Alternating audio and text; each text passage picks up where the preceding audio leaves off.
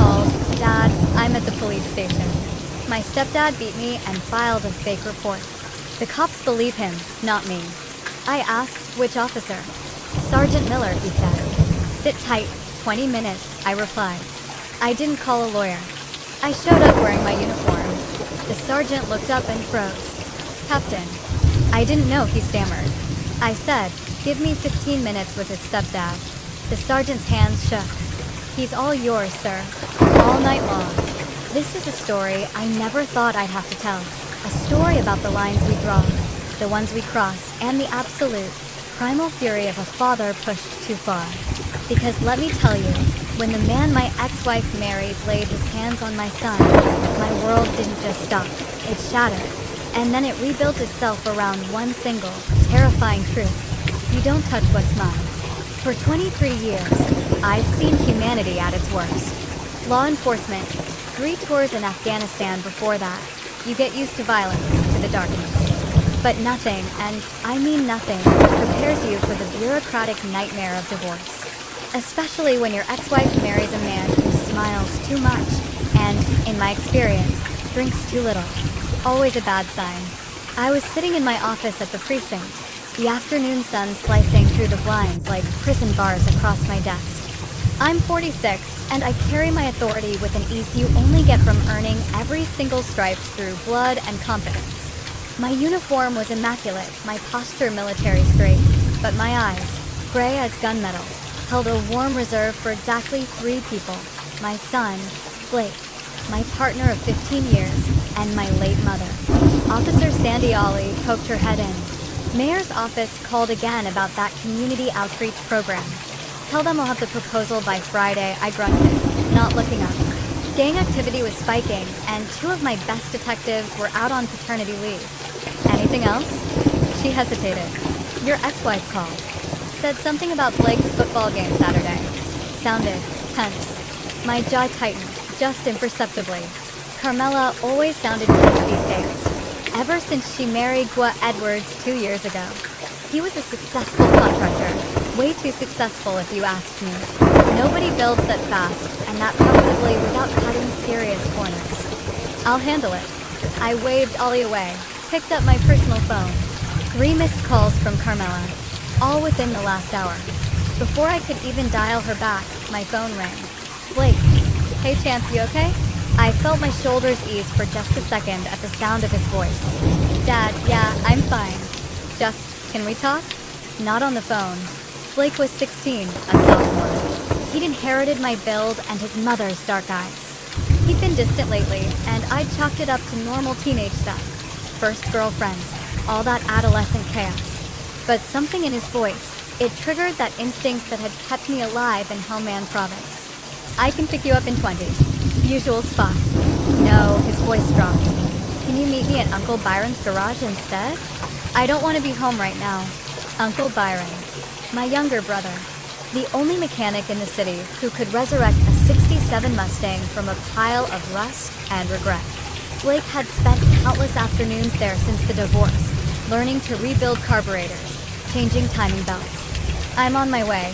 I grabbed my jacket and headed out, stopping only to tell my second-in-command, Lieutenant Arnaldo Caldwell, I'd be out for an hour. Caldwell, a barrel-chested man with 20 years on the force, just nodded. He knew better than to ask questions when I got that look. The garage sat in an industrial area, a forgotten pocket that gentrification somehow missed. Byron bought it for nothing 15 years ago and turned it into a sanctuary for classic cars and lost causes. When I pulled up, I found my son sitting on the hood of a Chevelle, shoulders hunched, staring at his phone. "Blake." He looked up, and that's when I saw it. A purple shadow blooming under his left eye, half hidden by carefully arranged hair. "Don't freak out." Blake slid off the hood, hands raised. "It's not as bad as it looks." My training kicked in before my rage. I approached slowly, gently turned his face to the light. The bruise was fresh, maybe 3-4 hours old. Then I saw the finger marks on his upper arm, barely visible under his sleeve. "Blake, who did this to you?" My son's eyes filled with tears, but he was too proud to shed them. "We got in an argument about the game Saturday." I talked back, and he grabbed me, shoved me against the wall. Said I was disrespectful, that mom lets me get away with murder, that someone needed to teach me discipline. Blake's voice cracked. I pushed him back, just once. And he lost it. My blood temperature dropped to somewhere near absolute zero. This was what the old guys called combat calm. That crystalline clarity right before hell breaks loose. Where's your mother? She was at her sister's. She doesn't know yet. Memo told me if I said anything, he'd make sure I never saw you again. That he has friends in family court. That he could prove you're an unfit parent because you're never around. I pulled my son into my arms, felt him shake against my chest. Did you hit him back? No, I left. Grabbed my bike and came here. Blake pulled away, swiping at his eyes. I'm sorry, Dad. I shouldn't have provoked him. I know Mom's happy with him, and I don't want to mess that up. Stop. I gripped his shoulders, making sure he looked me in the eye. You did nothing wrong. A grown man put his hands on you. That's assault. That's unacceptable. But Mom, I'll handle your mother. Right now, I need you to do exactly what I say. We're going to the hospital, getting you checked out. Then we're documenting everything. Blake nodded, and I saw the trust in his eyes. That absolute faith that Dad would fix this. Dad would make it right. It was a weight I'd carried since the day he was born, and one I'd carry until my last breath. What I didn't tell my son was that Gua Edwards had just made the biggest mistake of his life. Because there were rules in my world, laws I upheld, codes I lived by. But there was one rule that superseded everything else. You don't touch his son. Carmela Edwards, formerly Carmela David, stared at her reflection in her sister's bathroom mirror. She was trying to convince herself that the tightness in her chest was just anxiety about Blake's upcoming football game. She'd been on edge all day, ever since the argument at breakfast between Blake and Gua. You okay in there? Her sister, Elena Smith, called through the door. Yeah, just give me a minute. She splashed cold water on her face. At 43, Carmela had aged gracefully. Yoga, expensive skincare, and the comfortable life Blake provided. She'd married him because he was everything Lucius wasn't. Present, attentive, financially stable, without the constant threat of a bullet ending it all. No more 3 a.m. calls about officer-involved shootings. No more waiting up, wondering if today was the day she'd become a widow. But lately, Gua had been different. Shorter temper, drinking more, working later hours. And his relationship with Blake had deteriorated from cool to hostile over the past 6 months. Her phone buzzed. Lucius. She almost didn't answer, but guilt and habit made her thumb swipe right. Carmela, where are you? At Elena's. Why? What's wrong? She heard it immediately. That tone Lucius used when he was barely restraining his fury. When did you last see Blake? Her heart stopped. This morning, around 7:30. Why, Lucius? What happened? Your husband happened. The way he said husband, like it tasted rotten, made her stomach drop. What are you talking about? We'll put his hands on our son. Blake has bruises, Carmela. On his face, his arms. Do you want to tell me how long this has been going on? The bathroom tilted. That's no. Well, wouldn't. Blake must have gotten in a fight at school. Blake told me everything. And before you accuse our son of lying, I'm looking at the evidence right now. We're at County Memorial. You should get here. He hung up. Carmela stared at the phone, her perfect world cracking like a windshield after a stone strike. Gua had been frustrated with Blake, yes. The boy could be difficult, moody, disrespectful. But physical violence? That wasn't the man she'd married. That wasn't the man who brought her coffee in bed every Sunday, who'd renovated their kitchen with his own hands, who'd promised to give her the stability Lucius never could. She burst out of the bathroom. I need to go. It's Blake. The drive to County Memorial took 15 minutes that felt like hours. She tried calling Gua 3 times, straight to voicemail. When she finally reached the emergency room, she found Lucius in the waiting area, still in uniform, radiating that controlled intensity that had once made her feel safe and now just made her feel small. Where is he? Getting x-rays. The doctor wants to rule out a fractured orbital bone. Lucius stood, and she was reminded viscerally of how physically imposing he was, 6'2", 200 pounds of coiled muscle and barely suppressed violence. You want to explain to me how you didn't notice your husband was abusing our son? Don't. Carmela's voice shook. Don't you dare make this sound like I knew. If Blake was having problems, he should have told me. He tried. 3 weeks ago. Remember when he asked to spend weekdays with me and only weekends at your place? You told him he was being dramatic, that he needed to adjust. She had said that. The memory made her nauseous. Mrs. Edwards, a nurse, appeared. Your son is ready to see you. Carmela rushed past Lucius, past the judgment in his eyes, and found Blake in a curtained examination area. The bruise looked worse under fluorescent lighting, angry purple spreading from his cheekbone to his eye socket. But it was the defeated slump of his shoulders that broke her heart. Baby, Mom. Blake's voice was flat. Dad told you. He told me his version. I want to hear yours. She reached for his hand, but he pulled away. I talked back to Memo about Saturday's game. Said I wanted a dad there, not him. He grabbed my arm, shoved me into the wall, told me I was an ungrateful punk. I pushed him away. He punched me. Blake finally looked at her. That's my version. You going to believe me, or are you going to make excuses for him like you always do? Always, Blake? What are you talking about? The shoving, the grabbing, the names he calls me when you're not in the room. The way he goes through my phone, my backpack, controls everything I do. I've been telling you for months that something's wrong, but you don't want to see it. You're so happy to have your perfect husband and your perfect house that you don't care what he does to me. Each word was a knife. Carmela felt tears streaming down her face. Blake, I swear I didn't know. Yeah, well, now you do. The curtains swept open. Lucius and a doctor entered, followed by a woman in a blazer with a CPS badge clipped to her belt. The social worker's presence made everything horrifyingly real. Mrs. Edwards, I'm Whitney Shaw from Child Protective Services. I need to ask you some questions about your household.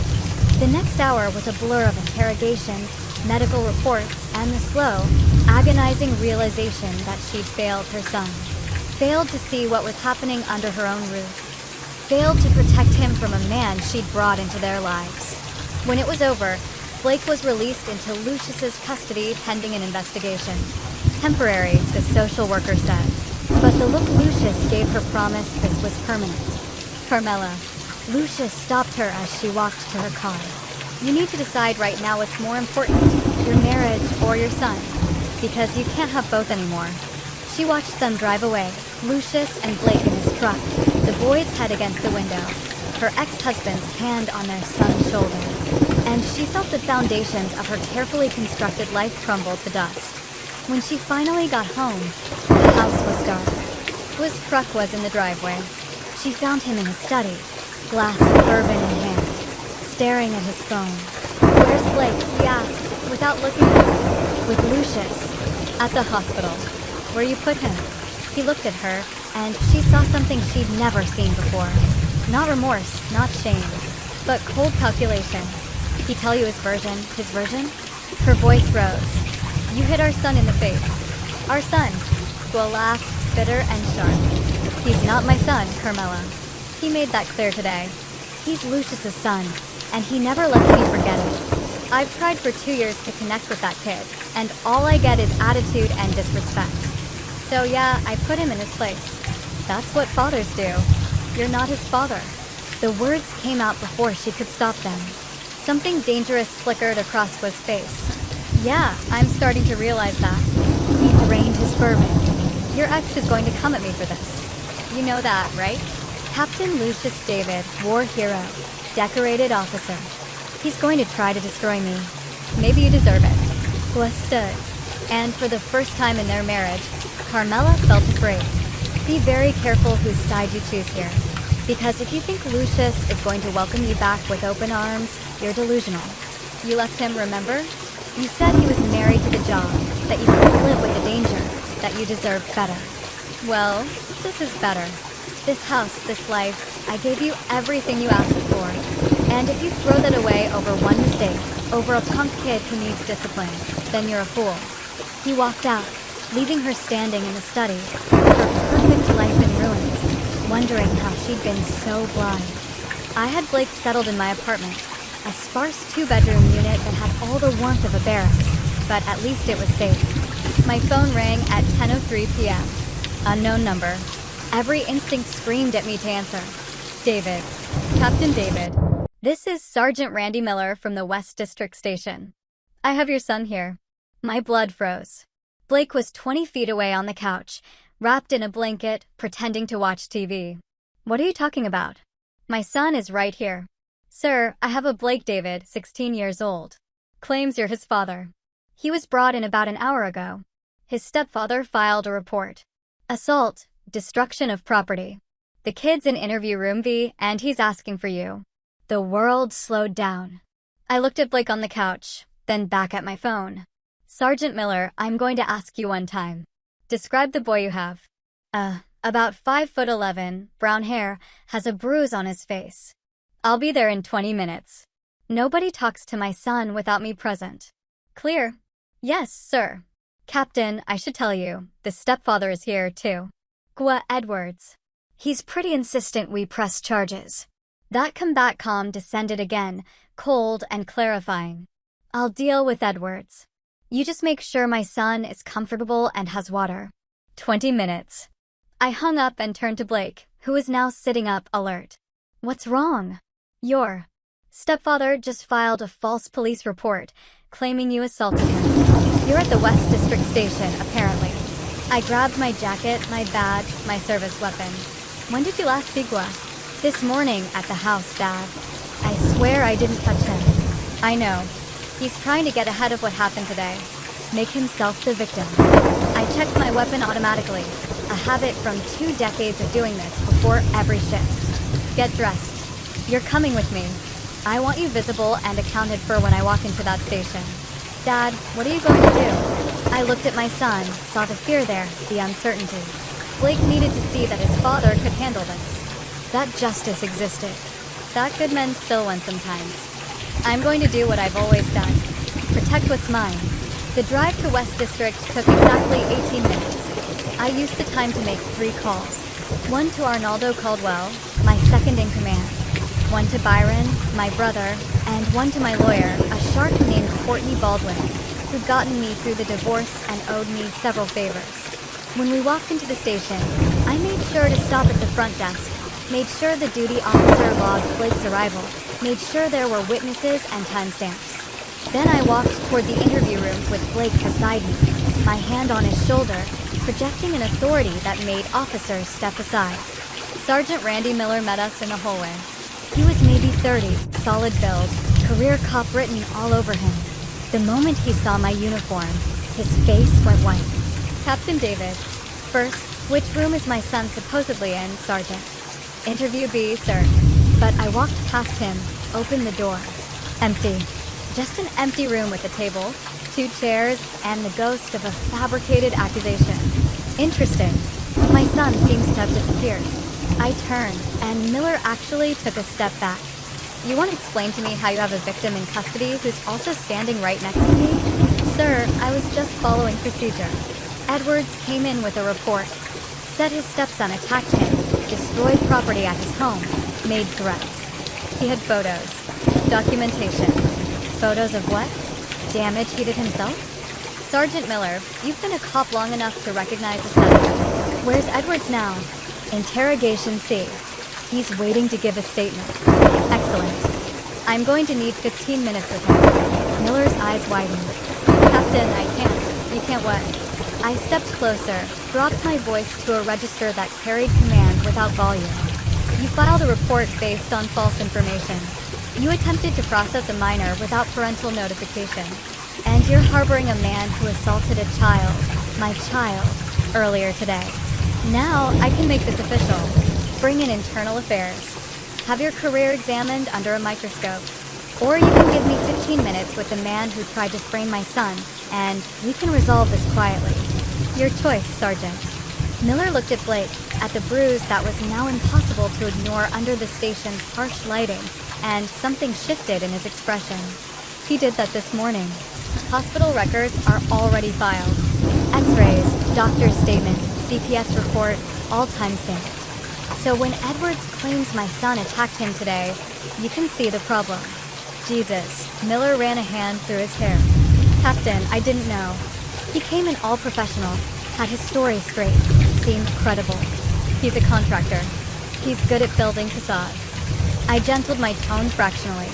You're not at fault here, Randy, but you're going to help me fix it. Take Blake to your office. Get him coffee, something to eat. I need witnesses to see him calm, cooperative, uninjured beyond what Edwards did earlier. While I have a conversation with my son's stepfather. Sir, I'm not going to assault him. I smiled. It was not a kind expression. I'm just going to ask him some questions about his construction business, his permits, his tax returns. Completely by the book. Miller hesitated, then nodded. Interview room C. He's all yours. But, Captain, he added, a flicker of understanding in his eyes. I didn't hear anything. I was in my office doing paperwork. Smart man. I waited until Blake was safely in Miller's office, visible through the glass, before I walked to interrogation room C. I didn't knock, just opened the door and stepped inside, letting it close behind me with an authoritative click. Edwards sat at the metal table, looking smug and confident in expensive jeans and a polo shirt that screamed successful contractor. He was maybe 40, fit from manual labor, with slicked-back hair and a $1,000 watch.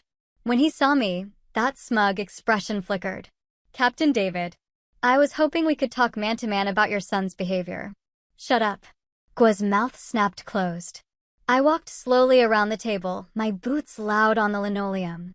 I didn't sit, didn't move into Edwards' space, just stood there, letting the silence stretch, letting my uniform and my reputation and my barely leashed rage do the work. You put your hands on my son, I finally said, my voice conversational. Then you try to cover it up by filing a false report. That's assault on a minor and filing a false police report. Those are felonies, Gua. He attacked me. Blake was with me all evening. Hospital records, witnesses, timestamps. Your story falls apart under basic scrutiny. I leaned against the wall, arms crossed. So, here's what's going to happen. You're going to walk out of this station, go home, and stay away from my son. I'm filing for emergency custody, and you're not going to contest it. You're going to tell Sergeant Miller that there was a misunderstanding, that you overreacted, that you're dropping all charges. Like hell. And if you don't, I continued, as if Edwards hadn't spoken, I'm going to take a very close look at your business, your permits, your building codes, your employee documentation. I'm going to talk to the IRS about some interesting discrepancies I've noticed in your tax returns. Yes, I've already pulled them. Perks of being a captain. I'm going to talk to your suppliers about those bulk material purchases that don't quite match your project invoices. And I'm going to make sure every building inspector in this city knows your name. Gua's face had gone pale. You can't. I can and I will. Because you made one critical error, Gua. You thought I was just a cop. But I'm not just a cop. I'm a father. And you hurt my son. I pushed off the wall, moved to the door. You have until tomorrow morning to decide. Keep pushing this and I'll destroy everything you've built. Or walk away. And maybe you get to keep your business and your freedom. Your choice. I opened the door, then paused. Oh, and Gua, if you ever come near Blake again, I won't use my badge. I'll use my hands. And there won't be enough of you left for a closed casket. We clear. I walked out without waiting for an answer. I found Miller in his office with Blake, who was nursing a hot chocolate and looking young and vulnerable in a way that made my chest ache. Sergeant Miller, Mr. Edwards, is ready to give a statement. I believe he'll be dropping all charges and apologizing for wasting police resources. Miller looked between me and the interrogation room, then nodded slowly. I'll go take care of that. When we were alone, Blake looked up at me. What did you say to him? The truth. That he messed with the wrong family. I pulled my son into a hug, felt Blake cling to me like he had when he was 5 years old and afraid of thunderstorms. It's over, champ. You're safe now. But even as I said it, even as Blake relaxed against me, I knew it wasn't over. Not really. Because men like Gua Edwards didn't give up that easily. And wounds this deep took more than threats to heal. This was just the beginning.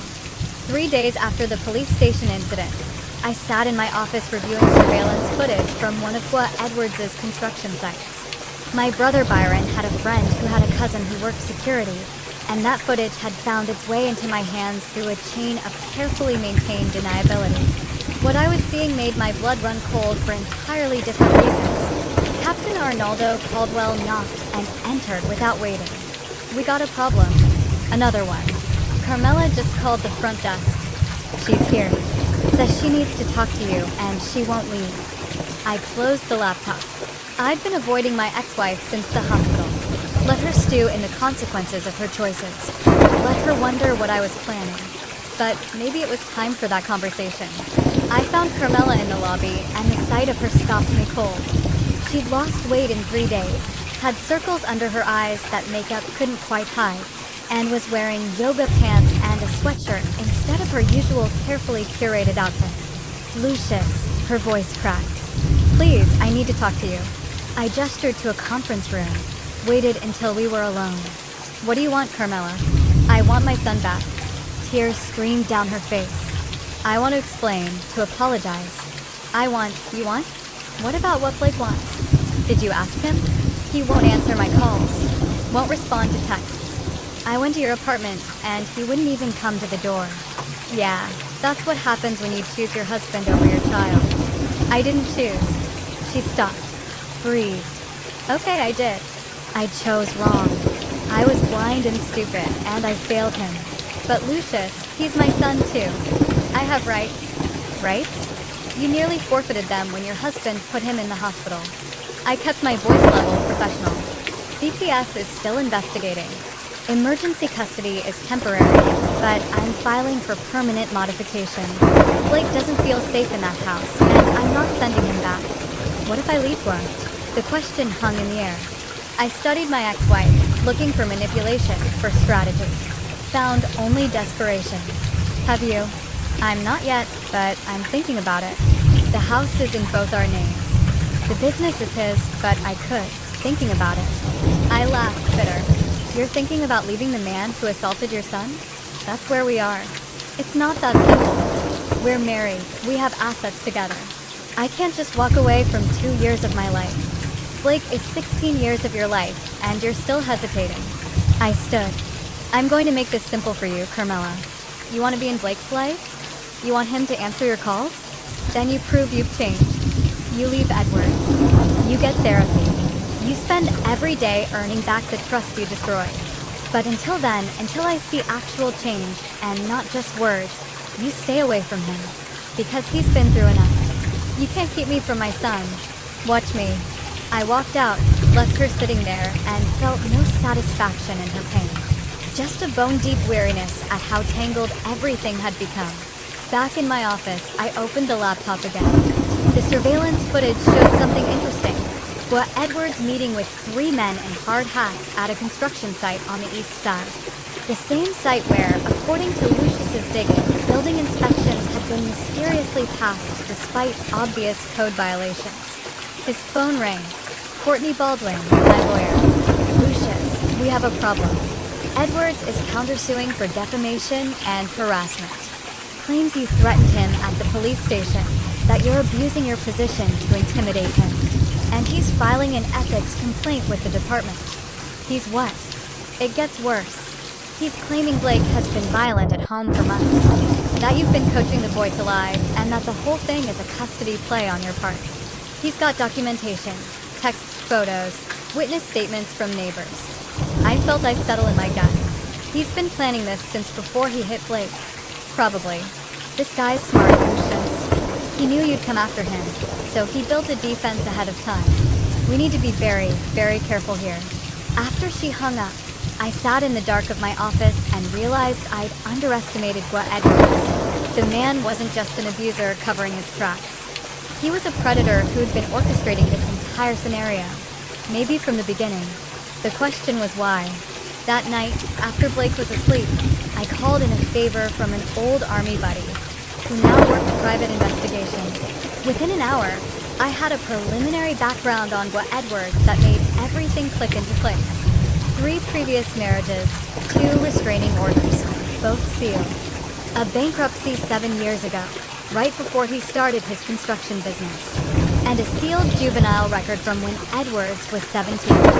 Sealed records stayed sealed for good reasons, but I also knew people who could unseal them off the books, no questions asked. It would cost me, maybe even cost me my badge if it came out, but my son was more important than my career. I made the call. The file arrived via encrypted email at 2:47 a.m. I was still awake, had been for hours, digging through public records and construction permits, trying to find a thread that would unravel Gwa Edwards' carefully constructed life. What I found in that sealed juvenile file made me reach for my phone to call Carmela, then stop. Because what I was reading wasn't just evidence. It was a weapon, and I needed to think very carefully about how to use it. At 17, Gwa Edwards, then Guillermo Garcia, had been arrested for assault against his stepfather. The charges were eventually dropped, the record sealed.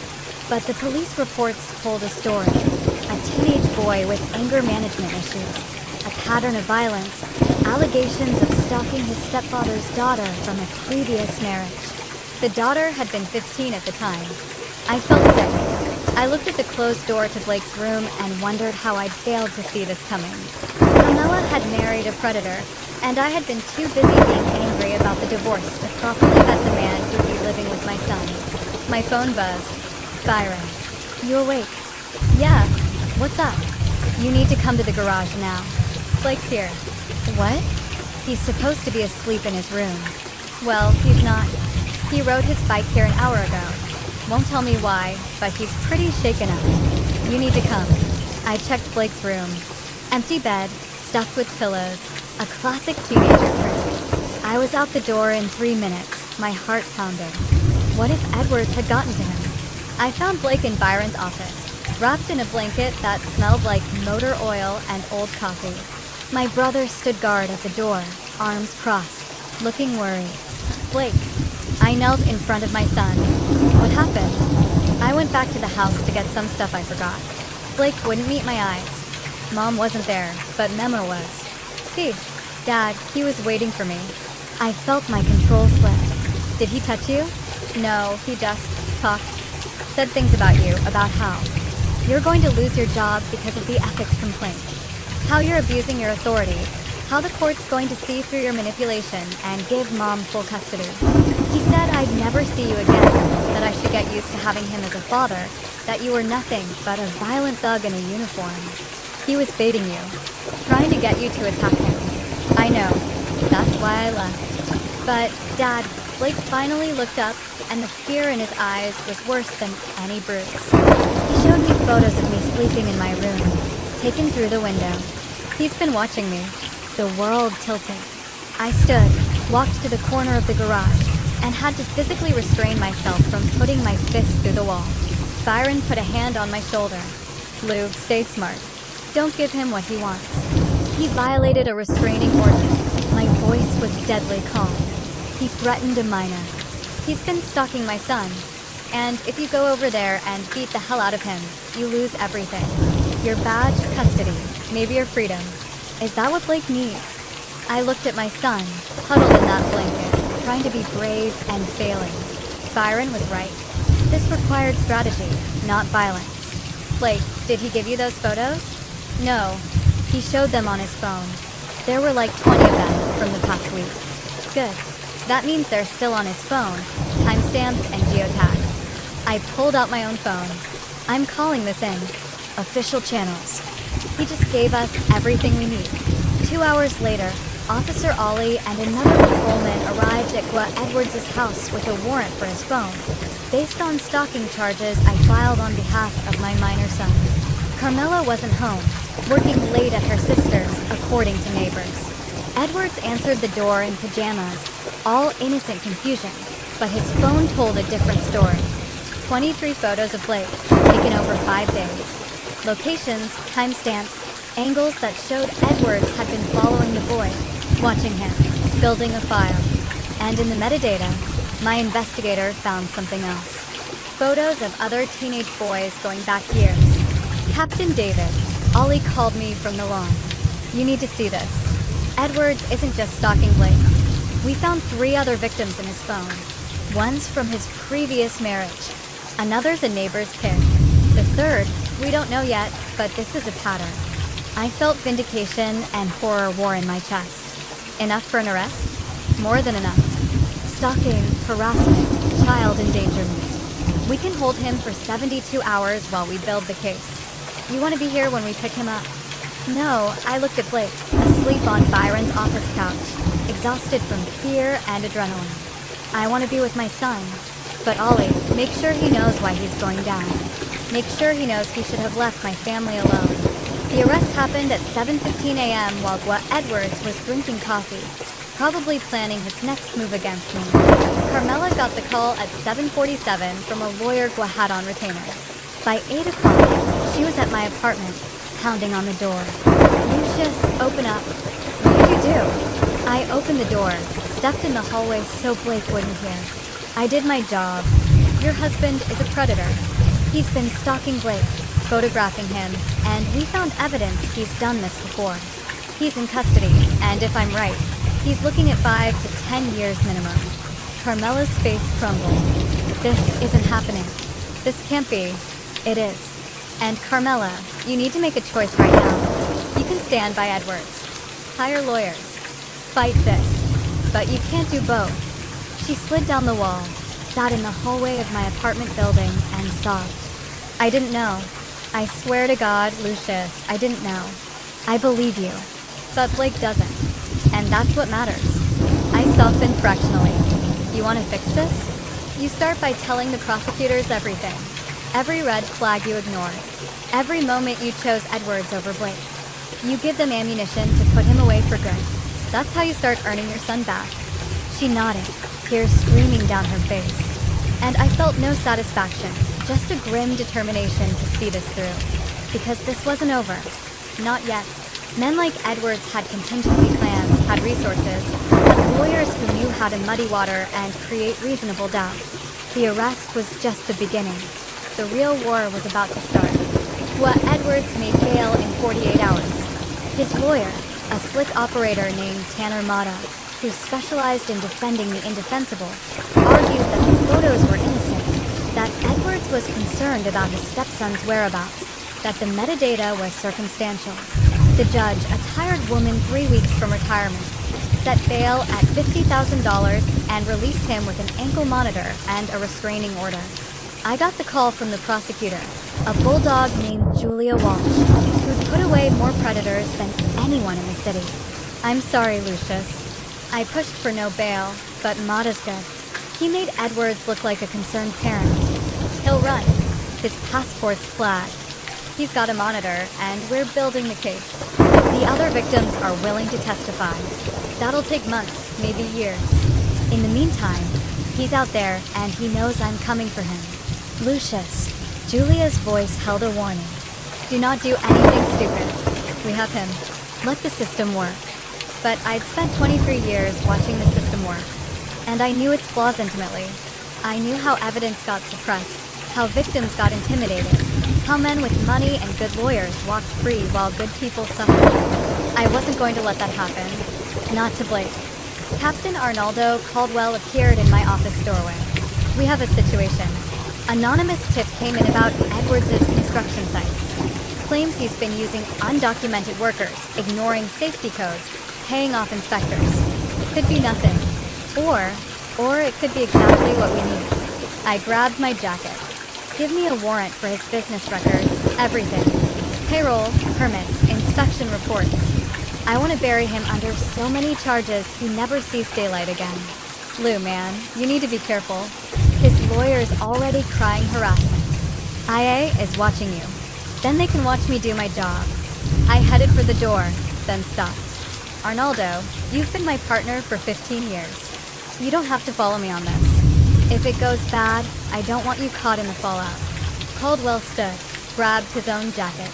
That kid of yours used to bring his science projects to the precinct. Showed me how to build a volcano when he was 8. You think I'm going to let some predator walk free? I'm with you, wherever this goes. The warrant came through by noon.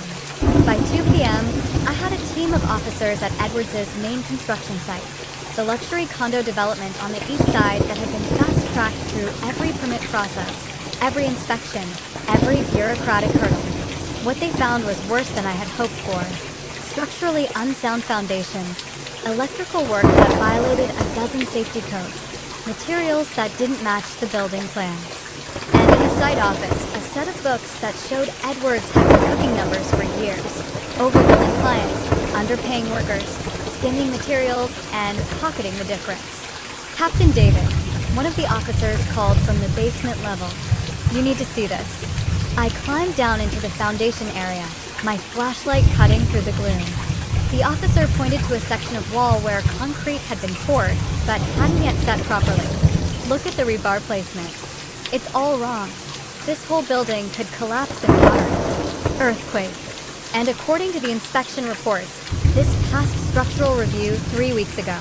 I photographed everything, called in a city building inspector who wasn't on Edwards' payroll, and by 4 p.m., I had enough evidence to shut down every project Edwards had in progress. Financial fraud, reckless endangerment, bribery of public officials. The charges would multiply like bacteria in a petri dish. But it still wasn't enough, because Edwards had contingency plans, offshore accounts, properties in his mother's name. He could walk away from the business, declare bankruptcy, and disappear into a comfortable life somewhere warm, while Blake lived with nightmares. I needed something bigger, something permanent. That night, I met with my brother Byron and Courtney Baldwin, my lawyer, in Byron's garage. Blake was at a friend's house, a carefully supervised visit that I'd arranged to give the kids some normalcy. Okay, Courtney spread files across Byron's desk. Here's where we stand legally. The stalking charges are solid. The construction fraud is building. But Mata is good and Edwards has money. He could drag this out for years. And there's always the chance he beats some charges, plea bargains on others, serves minimal time. That's not acceptable, I said flatly. Then we need to think outside the law. Byron leaned back in his chair. I'm not saying we do anything illegal. I'm saying we need to get creative. What do you have in mind? Byron grinned. And I was reminded that my younger brother hadn't always made his living fixing cars. Before he'd gone straight, Byron had run with a rougher crowd. Had connections that spanned the gray areas between legal and criminal. Edwards has enemies, lots of them. Contractors he undercut, workers he screwed over, clients he defrauded. What if some of those enemies decided to come forward? What if the press got interested in the story? A predatory contractor who stalked his stepson while building death traps that could collapse on families. Media pressure, Courtney said slowly. Public outcry. Make it politically impossible for any DA to offer a plea deal. And more than that, Byron pulled up something on his laptop. Edwards owns 3 properties outright. One's the house where he lives with Carmela. The other 2 are rental properties that generate his cash flow. What if those properties suddenly had very expensive problems? Plumbing disasters, electrical fires, foundation issues that require immediate and costly repairs. That's destruction of property, I said. Is it? Or is it just the natural consequence of shoddy construction finally catching up with him? You've seen his work. Those properties are probably already disasters waiting to happen. What if someone just accelerated the timeline? I looked at my brother, at the lawyer who was carefully not expressing an opinion, and felt the weight of the choice in front of me. I could play by the rules, trust the system, hope that justice prevailed. Or I could fight fire with fire. Use Edwards' own weapons against him. How soon can you make it happen? Give me a week. And Lou, once we start this, we can't stop. Edwards will know it's us. He'll fight back. This could get ugly. It's already ugly. Let's finish it. The first domino fell on a Tuesday morning when the city's largest newspaper ran a front-page story. Contractor faces stalking, fraud charges. Are your homes safe? The article detailed Gua Edwards' arrest, the photos of Blake, and, crucially, included interviews with 3 former employees who described systematic safety violations, financial fraud, and a pattern of intimidation. By noon, Edwards' phone was ringing off the hook. Clients demanding refunds, investors pulling funding, city councilors calling for investigations. His carefully constructed empire was shaking. The second domino fell that night when a pipe burst in his primary rental property, a 6-unit building that housed 2 families with young children. The water damage was catastrophic, requiring immediate evacuation and tens of thousands in repairs. The building inspector who showed up found so many code violations that he red-tagged the entire structure. I watched from across the street as tenants carried their belongings out in garbage bags, their faces exhausted and angry. I felt a flicker of guilt for their displacement, but Byron had already arranged for them to be contacted by a tenants' rights lawyer who would help them sue Edwards for uninhabitable conditions. They'd end up better off. The third domino was Carmela. 3 days after the newspaper article, she filed for divorce and moved into her sister's house. She called me that night, her voice small and broken. I gave the prosecutor everything. Every document I could find, every conversation I remember. Julia Walsh says it's enough to add financial fraud to the stalking charges. That must have been hard. Not as hard as facing Blake and knowing I chose that monster over my own son. She paused. Can I see him? Just for coffee. I know I don't deserve it, but I'll ask him. No promises. Blake agreed reluctantly. I drove him to a coffee shop where Carmela waited, looking fragile and older than her years. I stayed within sight but out of earshot, letting them talk, watching my son's body language shift from defensive to guardedly open over the course of an hour. When they were done, Blake walked back to the car with red-rimmed eyes, but looser shoulders. She apologized, really apologized, said she was wrong, that she chose badly, that she understands if I never forgive her. Do you want to forgive her? I don't know. Maybe eventually. But Dad, she gave the prosecutor everything. She's helping take memo down. I know. Is that enough? To make up for it? I pulled my son into a hug. That's not for me to decide, Champ. But it's a start. The fourth domino fell when one of Edwards' previous victims, a boy now 23, married with a child of his own, saw the newspaper article and came forward. His testimony was devastating. 3 years of stalking when he was 15, escalating from photographs to following him to showing up at his school to explicit messages. The charges had been sealed in a plea deal, but now he was willing to testify publicly. 2 more victims followed. The case was no longer just about Blake. It was about a pattern of predatory behavior spanning a decade. Tanner Mata, Edwards' lawyer, tried to suppress the testimony, tried to argue prejudice, character assassination, irrelevance. But Julia Walsh was relentless, and the judge, newly motivated by public pressure and media scrutiny, denied every motion. The trial date was set for 6 weeks out.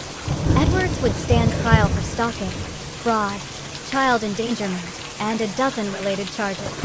If convicted on all counts, he was looking at 15 to 20 years. But I knew convicted men still had appeals, still had lawyers, still had ways to fight back. I needed Edwards not just in prison, but destroyed, so thoroughly ruined that he'd never threaten Blake again. That's when Byron called with the final piece. Lou, you need to hear this. I heard about a friend who worked on Edwards' construction crew 5 years ago. He's willing to testify that Edwards intentionally cut corners on a residential build in 2020. The foundation was never properly reinforced, and Edwards knew it. The family that bought that house, their 10-year-old daughter was injured when part of the deck collapsed last year. Does the family know Edwards was responsible? Not yet, but they could if someone pointed them in the right direction. I felt the trap closing. Give me the family's contact information. And Byron, thank you. He heard our kid, our family. I'd burn the world down for you, too. Byron's voice was fierce. Now go finish this. The trial of Edwards began on a cold Monday in November. The courtroom was packed. Media, victims, former employees, and every cop in the city who had a grudge against predators who abused their position. I sat in the front row, Blake on one side, Carmela on the other. A united front despite all the history between us. Julia Walsh's opening statement was surgical. She outlined the pattern of stalking, photos of Blake, the testimony from previous victims. She detailed the construction fraud, the building code violations, the bribery.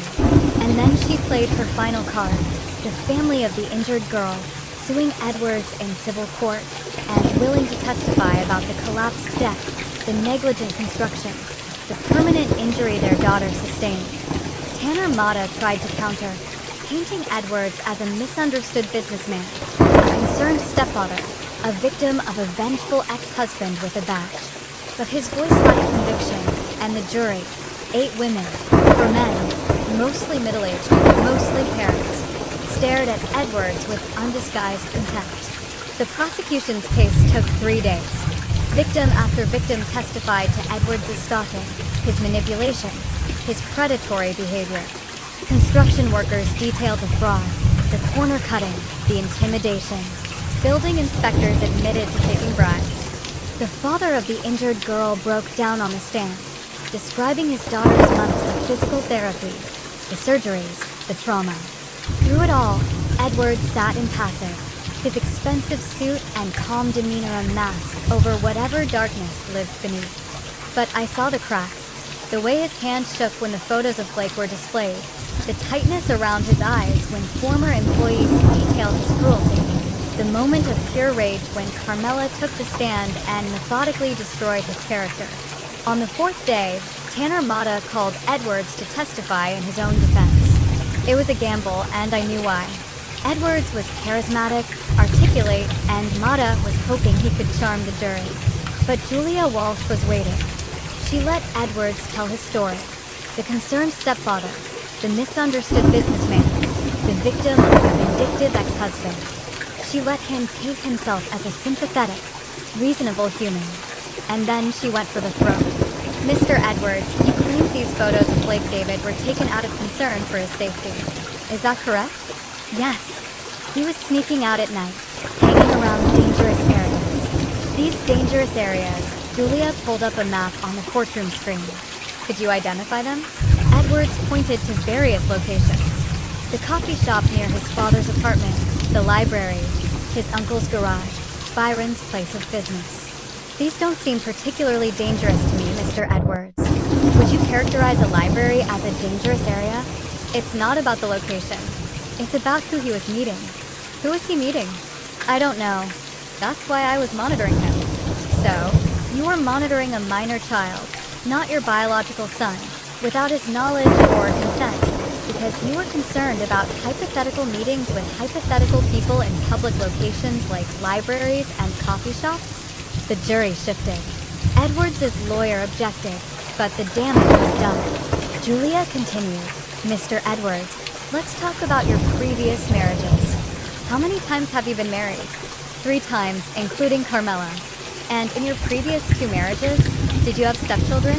Edwards' eyes narrowed. Yes, both teenage boys. And both relationships ended with restraining orders filed against you. Is that correct? Those were misunderstandings. Misunderstandings. Like the photos of Blake were misunderstandings. Like the building code violations were misunderstandings.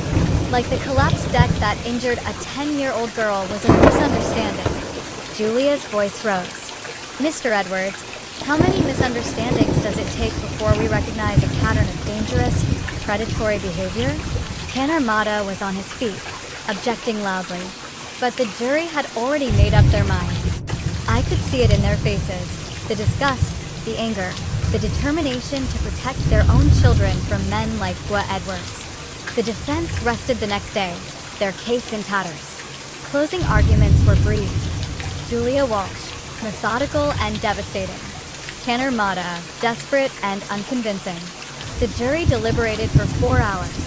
When they returned, their verdict was unanimous on all 23 counts. Guilty. Gua Edwards' face went white. He turned to look at me, and in that moment, I saw everything. The rage, the hatred, the unspoken promise of revenge. But it was hollow because Edwards was going to prison for 15 to 20 years minimum. And by the time he got out, Blake would be in his 30s, established and safe, and I would still be waiting. Sentencing was set for 2 weeks later. I walked out of the courtroom with Blake and Carmela, feeling the weight of months of tension finally lifting. Outside, media swarmed, cameras flashing, microphones thrust forward. Captain David, how do you feel about the verdict? I feel like justice was served, and I hope this sends a message to anyone who thinks they can harm children and get away with it. I put my arm around Blake. My son is safe. That's all that matters. But as we walked to my truck, my phone buzzed. Byron. Lou, we have a problem. Edwards posted bail, pending sentencing. He's out. He's what? Mata must have pulled some strings. Appeals court overturned the remand order. Edwards walked out 20 minutes ago. And Lou, his ankle monitor is already offline. He cut it and ran. I looked at Blake, at Carmela, at the life we'd been trying to rebuild, and felt cold certainty settle in my chest. Edwards wasn't going to go quietly. He was going to come after us. One last desperate act of vengeance. Get Blake somewhere safe. Now, I was already moving toward my truck. Byron, I need you to take him and Carmela to the cabin upstate. Don't tell me where exactly. Just go. What are you going to do? What I should have done from the beginning. I'm going to end this. I had hunted men before. In Fallujah, in Kandahar, in the dark streets of the city's worst neighborhoods. I knew how predators thought, how they moved, where they ran when cornered. And I knew what Edwards would come for me first. Not Blake, not Carmela, but me. Because Edwards understood that to truly hurt me, you didn't kill me. You killed what I loved while I walked. Which is why I went home alone. Sent Blake and Carmela away with Byron and waited. My apartment was dark when I arrived at 10 p.m. I didn't turn on the lights, just moved through the familiar space, checking windows, setting up sight lines, preparing for war. My service weapon was locked in the safe per department regulations. The shotgun I bought for home defense was not. I sat in the dark and waited. Edwards came. At 2:17 a.m. I heard the lockpicks working on my door, heard the careful footsteps in the hallway, watched as Edwards slipped inside, a shadow against shadows, holding something that glinted in the ambient light. A knife, of course. Up close and personal. Maximum suffering. I know you're here, Captain. Edwards' voice was steady, almost conversational. I know Blake isn't. You sent him away. Smart. But that just means we get to have our conversation. Uninterrupted. I stayed silent, watching from my position in the bedroom doorway. You destroyed my life. Edwards moved into the living room. My business, my marriage, my freedom. All because your son couldn't handle a little discipline. All because you couldn't accept that Carmela chose me over you. You stalked and abused a child. My voice came from the darkness. This was always going to end one way, Guillermo. Edwards spun toward the sound. But I was already moving. 23 years of training. 3 combat tours. 1,000 encounters with violent offenders. I closed the distance before Edwards could react, swept the knife arm aside, drove my shoulder into Edwards' sternum. We went down hard, the knife skittering across the floor. I'm going to kill you. Edwards gasped, swinging wildly. And then I'm going to find Blake and your brother and everyone you love. No, I pinned him. Drove a knee into Edwards' solar plexus. You're not. I could kill him right now. Claim self-defense. Plant the knife. Call it in. No one would question Captain Lucius David defending himself against a convicted felon who'd broken into his home. It would be justified, clean, final. But that wasn't justice. That was revenge. And Blake didn't need a father who was a killer. He needed a father who was better than that. I pulled out my phone, called it in. This is Captain David. I have an intruder at my residence, armed with a knife. I've subdued him. Send units to my location. Edwards laughed, blood on his teeth. You think this is over? I'll get a lawyer. I'll claim you lured me here, that you attacked me. Self-defense. Entrapment. Maybe. Or maybe the security camera I installed last week caught everything. I pointed to the small device mounted above the door. Including you breaking in. Including the knife. Including your threats against my son. Edwards' face went flat. You planned this. No. I just knew you were stupid enough to come after me. And I was ready. The police arrived 6 minutes later. Sandy Ollie burst through the door. Weapon drawn. Eyes taking in the scene. Me standing, Edwards on the ground. The knife is evidence. Everything clean and legal and by the book. Captain, you okay? I'm fine. Mr. Edwards is under arrest for breaking and entering, attempted assault, and violation of his bail conditions. I have video evidence. I handed over my phone, book him, and make sure his lawyer knows that this time there's no bail. He's in custody until sentencing, and probably for a long time after. They cuffed Edwards, read him his rights, hauled him out of the apartment. Tanner Mata arrived 30 minutes later, looked at the evidence, and promptly advised his client to accept whatever plea deal the DA offered, because going to trial with video evidence of a midnight knife attack on a police captain was career suicide, even for a lawyer as good as Mata. 2 days later, Guillermo Edwards pleaded guilty to all charges in exchange for a consolidated sentence. 25 years, no possibility of parole before 18. By the time he got out, if he survived prison that long, he'd be 68 years old, broken and irrelevant. I brought Blake back home that weekend. We sat on the couch in the apartment, eating pizza and watching a game. Just being father and son in the quiet safety of our own space. Is it really over? Blake asked. Yeah, champ. It's over. What if he gets out early? What if? Then I'll be there. I'll always be there. I pulled my son close. That's my promise to you, champ. Whatever happens, wherever you go, I'm on your side. Always.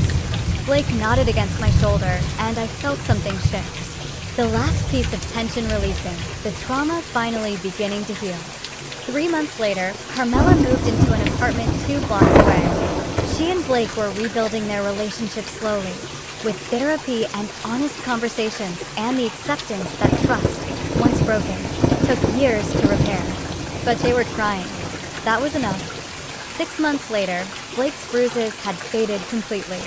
He made varsity football, started dating a girl from his chemistry class, and began talking about college. The nightmares came less frequently. The fear in his eyes was gone. 1 year later, I stood in front of the department at an award ceremony, receiving a commendation for my work on the Edwards case. The mayor gave a speech about protecting children and upholding justice. The new chief of police praised my dedication and integrity. And in the audience, Blake sat next to Byron and Carmela, all of them together despite everything. Because family, real family, survived worse than divorce and abuse and their tragedy. After the ceremony, Blake found me outside the precinct. Dad, I'm proud of you. I felt my throat tighten. I'm proud of you too, champ. Every day. I know things got ugly. I know you had to do things that weren't easy.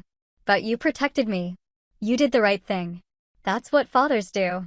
Blake hugged me, and I held my son and looked up at the clear sky, and felt for the first time in a year like everything was going to be okay.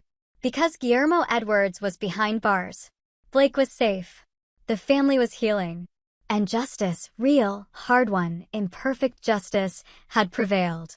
Not because I had been the strongest or the most ruthless, but because I'd been smart enough to use the law, patient enough to build a case, and willing to sacrifice my own desire for immediate revenge in favor of lasting victory.